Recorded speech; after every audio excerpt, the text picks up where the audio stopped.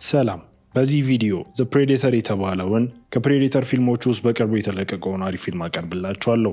ፊልሙ እንደምትወዱት ስለማልጠራጠር ላይክ እያደረጋችሁ እንድትጀምሩ ጠይቃችኋለሁ። ወደ ፊልማችን እንገባለን።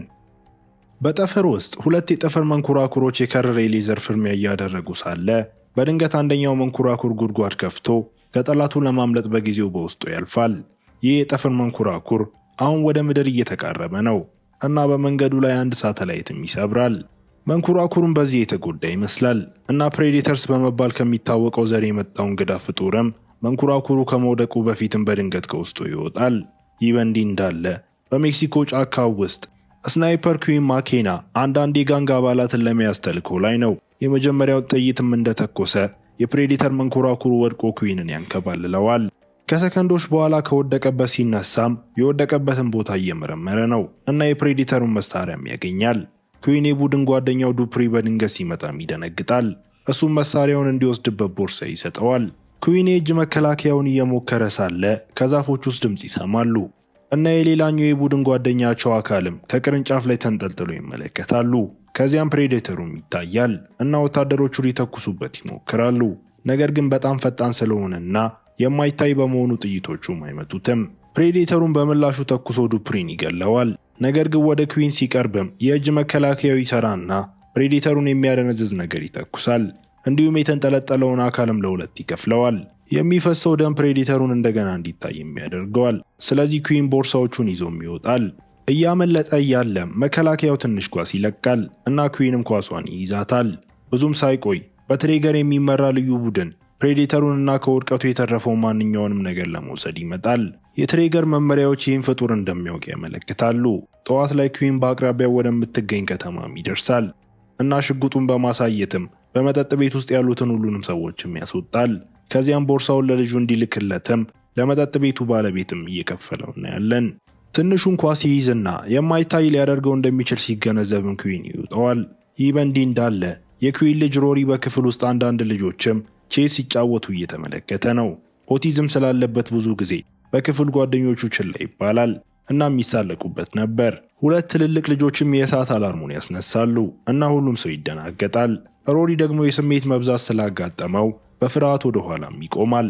ሁለቱ ወንዶች ወደ ክፍል ገብተውም ሁሉንም የቼዝ ቁርጥራጮችም ይጥላሉ። ከመውጣታቸው በፊትም ሮሪን ይሳለቁበታል። የእሳት አላርሙ ሲቆምም ሮሪ የወደቁትን ቁርጥራጮችም ይመለከትና በአስደናቂ ትውስታው የተነሳ ልክ እንደነበሩበት ቦታ መልሶ ማስቀመጥ ይጀምራል። በኋላ ቤት ውስጥም መልእክተኛው ኩዊን የላከውን ሳጥን ለሮሪም ያመጣለታል። በአንድ ፓርክ ውስጥ ሶስት ልዩ ወኪሎች ዶክተር ኬሲን ቀርበው ከእነሱ ጋር እንድትሄድም ያደርጓታል። ወደ መኪናው እስኪገቡ ድረስም ምንም ማብራሪያ አይሰጧትም። የወደቀውን መንኮራኩርና የፕሬዴተሩን ፎቶግራፍም ያሳያታል። እነዚህ ፍጡራን ምድርን በሌሎች አጋጣሚዎችም ጎብኝተው እንደነበርና ጉብኝቶቹም እየጨመሩ እንደመጡ ይነግሯታል። ምሽት ላይ የሮሪ እናት ኤሚሊ የሃሎዊን በዓልን እንዲያከብር እንዲሄድ አንዳንድ ጭንብሎችን ታመጣለታለች። ነገር ግን ሮሪ ለመሄድ ፍቃደኛ አይሆንም። ምክንያቱም መጥፎዎቹ ልጆች አግኝተውኝ ይሳለቁብኛል ብሎም ይፈራል። ከዚያ በኋላ ሮሪ ወደ ምድር ቤት ሄዶ ጥቅሉን ከፍቶ የፕሬዴተሩን ዕቃዎችም ያገኛል። ይህም ወዲያውኑ ያስደንቀዋል። የእጅ መከላከያውንም ሲመረምር በድንገት ያነቃቃዋል እና ሮሪ እንደ ኮምፒውተር መጠቀምም ይጀምራል። ይህ በእንዲህ እንዳለ ኩዊን ተይዟል እና አሁን ትሬገር እየተመለከተው የሥነ ልቦና ግምገማ እየተደረገለትም ነው እና ኩዊን ሁሉንም ነገር በሚስጥር መያዝ እንደሚፈልጉ ተረድቷቸዋል። ከዚያም እንግዳ በሆነ መንገድ ከሚንቀሳቀሱ ሌሎች እስረኞች ጋርም በአውቶቡስ ላይም ይቀመጣል። እሱ ባዕድ ፍጡር ስላየው እንዳልናገር እየተደረግኩ ነው ብሎ ኩዊን ሲናገር ሁሉም ያሾፉበትና አያምኑትም። አውቶቡሱ ሲወጣ ኬሲ ትደርስና ከትሬገርና ከሳይንቲስቶቹ ቡድን ጋርም ትገናኛለች። ሁሉንም አይነት የውጭ ፍጥረታት ዕቃዎችና ከሁሉም በላይ ደግሞ የያዙትን ፕሬዴተር በማግኘቷ ትገረማለች። እሷም ከታጠበች በኋላ ኬሲ ፍጡሩን በቅርበት እንድትመለከት ይፈቅድላታል። ትሬገርም ዘሩን ፕሬዴተርስ ብለው የሰየሙት ማደን ስለሚወዱ እንደሆነና የቅርብ ጊዜ ጥናቶችም ተኝቶ ባለው አካል ላይ የሰዎች ዲኤንኤ ምልክቶች እንዳሉ ያሳያል በማለት ያብራራል። በምድር ላይ ያለ ሰው ከባዕድ ፍጡር ጋር ግንኙነት ፈጥሮ እንደሆነ ማወቅ ይፈልጋሉ። ስለዚህ ኬዚ ፋይሎቹን አይታ ከኩዊን ጋር ለመነጋገር እንዲያገናኟት ጠይቃለች። ብዙም ሳይቆይ አውቶቡሱ እንዲመለስ የሚያደርግ መልእክትም ይደርሰዋል። በዚያን ጊዜ በመጀመሪያው ትዕይንት የነበረው ሌላ መንኮራኩርም ጉድጓድ ከፍቶ ወደ ምድር ሰማይም ይደርሳል። ሁለት ባዕድ ውሾችና አሁን ከሮሪ የእጅ መከላከያ ምልክቱን እያነበበ ያለውን ፕሬዴተርንም ይዞም ይመጣል። ሰራዊቱ የጦር መንኮራኩሩ መኖር ደርሶበት 2 ተዋጊ ጄቶች ከኋላውም ይልካል። ነገር ግን ከባህር ቴክኖሎጂው ጋር መራመድም ይቸገራሉ። በድንገት በግቢው ውስጥም ፕሬዴተሩ ከእንቅልፉ ይነቃል። ሳይንቲስቶቹም ሊይዙት ይሞክራሉ። ነገር ግን በጣም ጠንካራ በመሆኑ በፍጥነት ራሱን ነፃ አድርጎ ያለ ርህራሄ መግደል ይጀምራል። ግርግር ክፍሉን ሲቆጣጠርም ኬሲ ከሞተ ዘበኛ የማደንዘዣ ሽጉጥ ይዛ የባህር ፍጡሩን ናሙና ሰርቃ ትሸሻለች። የደህንነት ስርዓቱ ያለ ጽዳት በሩን አይከፍትም። ስለዚህ ኬሲ በመጀመሪያ በመታጠቢያ ውስጥ ማለፍ አለባት። ይህ በእንዲህ እንዳለ ፕሬዴተሩ የራስ ቁርና የእጅ መከላከያ ጋሻ እንደጠፋበት ተገንዝቦ ለመውጣት ሲወስን ኬሲን በመታጠቢያ ቤት ውስጥም ያገኛታል። ለእሷ አደጋ እንዳልሆነች በማሰብና በእሷ ምክንያት በሩ ክፍት ስለሆነ ፕሬዴተሩ ችላ ብሏትም ወደ ኮሪደሩ ይወጣና ሳይንቲስቶቹ ከሌሎች ባዕድ ፍጥረታት የወሰዱትን የራስ ቁርም ያገኛል። እሱንም በማንቃት ፍጡሩ የራስ ቁሩ የት እንዳለ ማየት ይችላል እና የሮሪንም ቦታም ያገኛል። አንድ ሳይንቲስትም ባዕድ ፍጡሩ እንዳያመልጥ እንድታደርግ ለኬሲ ሲነግራት አላርሙ በመላ ግቢ ውስጥ ያስተጋባ ነበር። ፕሬዴተሩም እሱን ለማስቆም የሚሞክር ማንኛውንም ወታደርም ይገላል። አውቶቡሱም ይቆምና ወታደሮቹ ፕሬዴተሩን በጣሪያው ላይ ሲሮጥ አይተው በመጨረሻም ኩዊንን አምነው ለማምለጥ እቅድ ያወጣሉ። ቡድኑ ለመውጣትም ከጠባቂዎቹ ጋር ውጊያ ይጀምራል። ከዚያም እነሱን ለመዘረር መሳሪያቸውን ለመውሰድና ከአውቶቡሱ ላይ ለመጣልም በጋራ ይሰራሉ። ኬሲና አውቶቡሱ ፕሬዴተሩን ማሳደድ ይጀምራሉ። እሱም በዚያን ጊዜ ሌላኛው የጠፈር መንኮራኩር ከ2 ጄቶች ጋር ሲበር አይቶ ይከተላቸዋል። ኬሲ ከጣሪያው ላይ ዘላ በአውቶቡሱ አናት ላይ በማረፍም ባዕድ ፍጡሩ ላይ ለመተኮስ ትሞክራለች። ነገር ግን በድንገት የራሷን እግር እየመታች እናያታለን። ቀጥሎ ኩዊን ለመተኮስም ይሞክራል። ነገር ግን ፕሬዴተሩ ጎማውን አፈንድቶ አውቶቡሱም እንዲቆም ያደርገዋል። ወንዶቹ አማራጭ ተሽከርካሪ ሲፈልጉ 2ቱ ጄቶች የጠፈር መንኮራኩሩን ለመምታትም መሞከራቸውን ይቀጥላሉ።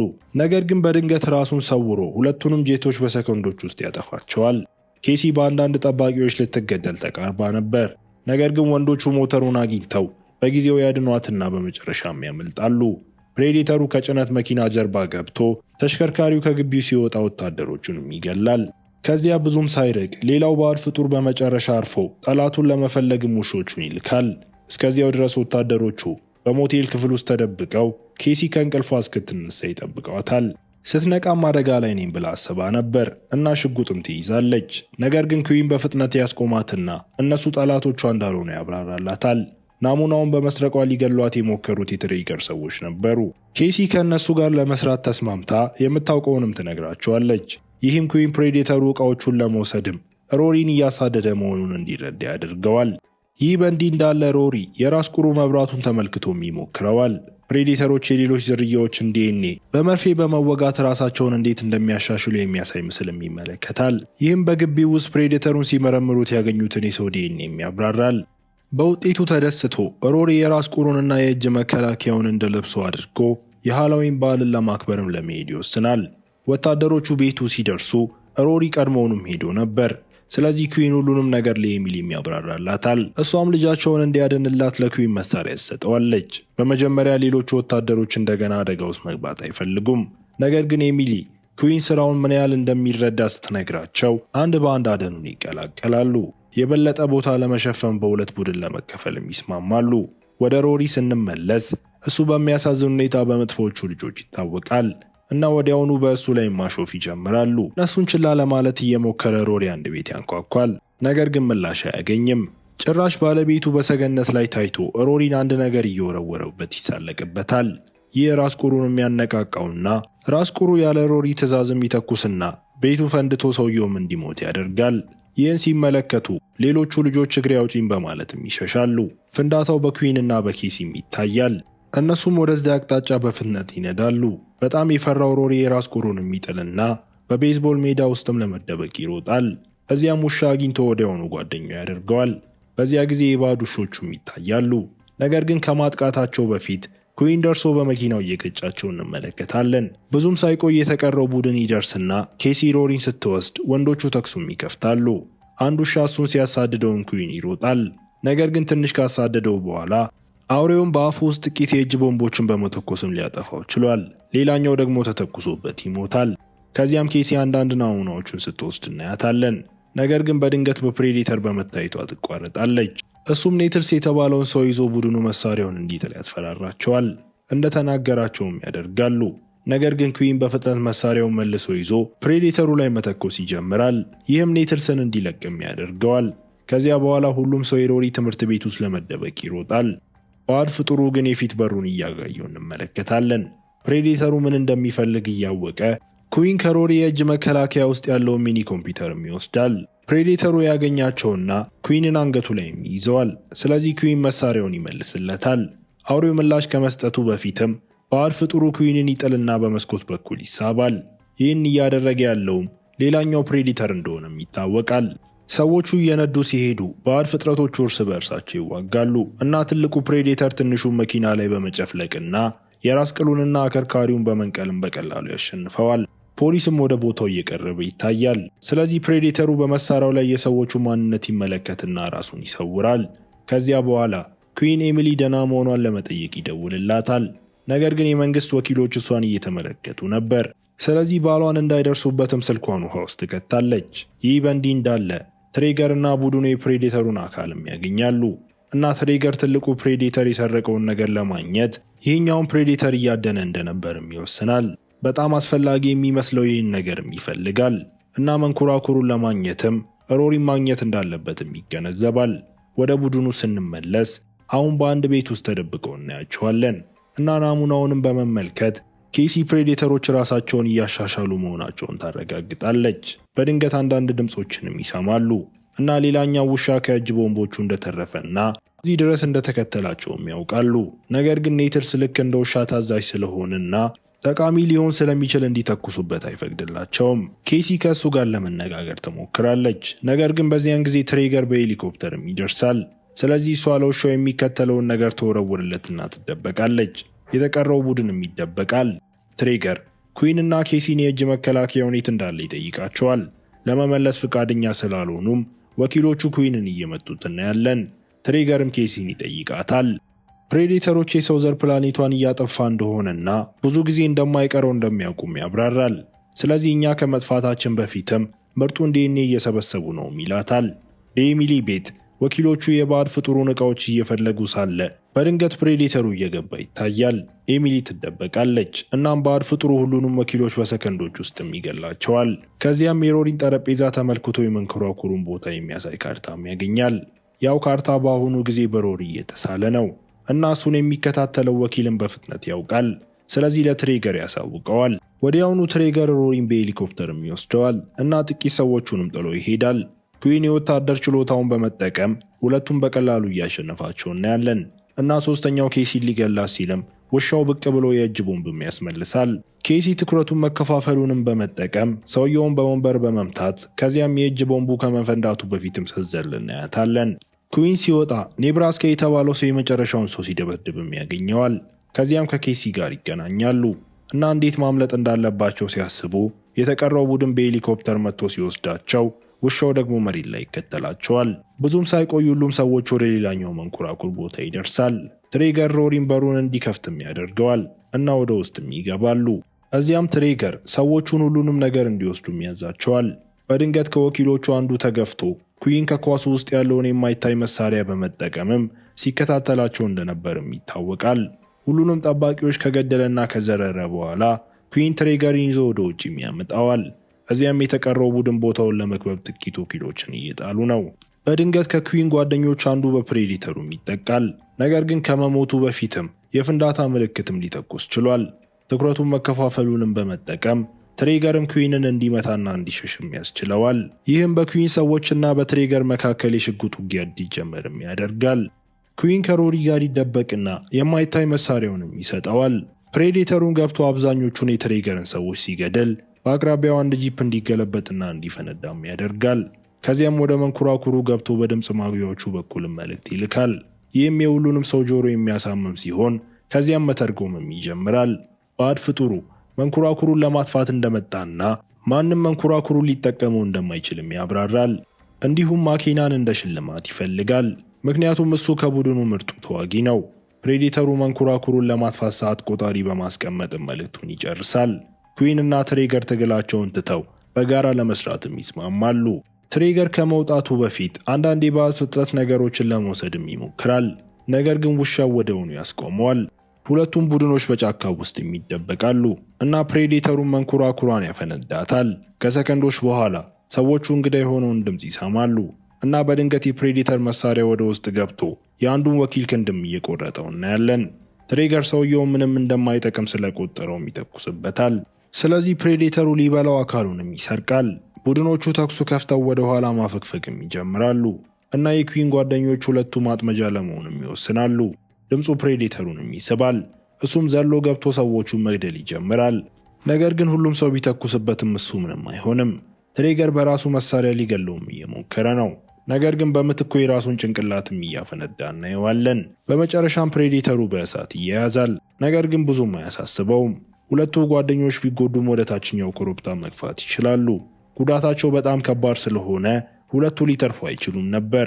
ስለዚህ ህመምን ለማስወገድም እርስ በእርሳቸው ለመገዳደል ይወስናሉ። ብዙም ሳይቆይ ፕሬዴተሩ ተመልሶ ኬሲንና ኩዊንን ገፍቶ ሮሪንም ይጎትታል። እሱም ለዚህ ሁሉ ጊዜ ሲጠይቀው የነበረው እውነተኛው ማኪና ነው።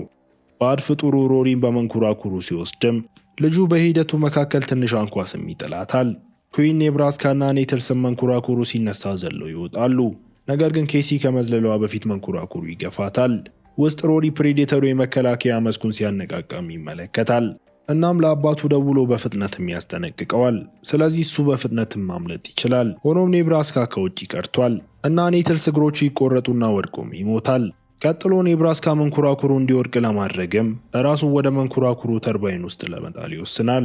ኩዊን የመከላከያ መስኩን ተጠቅሞ ወደ ውስጥ ለመግባት ይችልና ጥቂት ጊዜ ፕሬዴተሩ ላይ ይተኩስበታል። ነገር ግን መንኮራኩሩ ተንቀጥቅጦም ይወድቃል። እንደ ዕድል ሆኖ እግሩ በገመድ ላይ ስለተጣበቀ ብቻ ኩዊንም መትረፍ ችሏል። የጠፍር መንኮራኩሩ በመጨረሻ ወድቆ ፕሬዴተሩ ወጥቶ ከኩዊን ጋር መዋጋት ሲጀምር እናያለን። ነገር ግን ሰውየው እንደዚህ ያለ ጠንካራ አውሬን ለመግደል ጠንካራ አይደለም። ፕሬዴተሩ ሊገለው ሲልም ኬሲ የማይታይ መሳሪያውን እየተጠቀመች እንደሆነም ይታያል እና ከኋላው ዘላ በመምጣትም ጭንቅላቱ ላይ መተኮስ ትጀምራለች። ከወደቀች በኋላም ኩዊን ባዕድ ፍጡሩን ከጫፉ ላይ መግፋት ይችላል። እዚያም ሮሪ የመከላከያ መስኩን ሲያነቃ ፕሬዴተሩ ክንዱ እየተቆረጠም እንመለከተዋለን። ኬሲ ክንዱን ይዛ ለኩዊን ትወረውርለታለች። እሱም ወዲያውኑ ተኩሶ ፕሬዴተሩን ይዘርረዋል። እናም ጥቂት ጥይቶችን በጭንቅላቱ ላይ በመተኮስም ይገለዋል። ፕሬዴተሩን ከገደሉ በኋላ ኩዊን ከሞቱት ጓደኞቹ ብዙ ዕቃዎችንም ይወስዳል እና እሱና ሮሪ ወንዶቹን ለማስታወስም ትንሽ ጊዜ ይጠቀማሉ። ከጊዜ በኋላ ኩዊን የሮሪን እውቀት በመጠቀም ለወደፊት ባዕድ ፍጥረታትን ለመዋጋት እየተዘጋጀ ያለውን አዲስ የመንግስት ተቋምም ይጎበኛል። በመጨረሻም ፕሬዴተሩ የሰረቀውንና አንደኛው ፕሬዴተር ሲፈልገው የነበረውን ሚስጥራዊ ዕቃም ያገኛሉ። ዕቃው ፕሬዴተር ገዳይ ተብሎ የሚጠራ ኃይለኛ ጋሻ እንደሆነም ይታወቃል። ባዕድ ፍጡሩ የራሱን ዘር ለመዋጋት እንዲችሉ ለሰዎች ወደ ምድር እያመጣው ነበር። በሳይንቲስቱ ዙሪያ ይጠቀለላል እና ሊተኩስ የሚችልም ይመስላል። ነገር ግን ብዙም ሳይቆይ ይጠፋና ወደ መደበኛውም እየተመለሰ እናያለን። ከዚያም ኩዊን ፕሬዴተሮችን ለመዋጋት ይህ የእሱ አዲስ ልብስ እንደሆነም ያስታውቃል። ፊልሙ እዚህ ጋር ይጠናቀቃል። እስከ መጨረሻው አብራችሁኝ ስለነበራችሁ አመሰግናለሁ። በቀጣይ ቪዲዮ እስክንገናኝ መልካም ጊዜ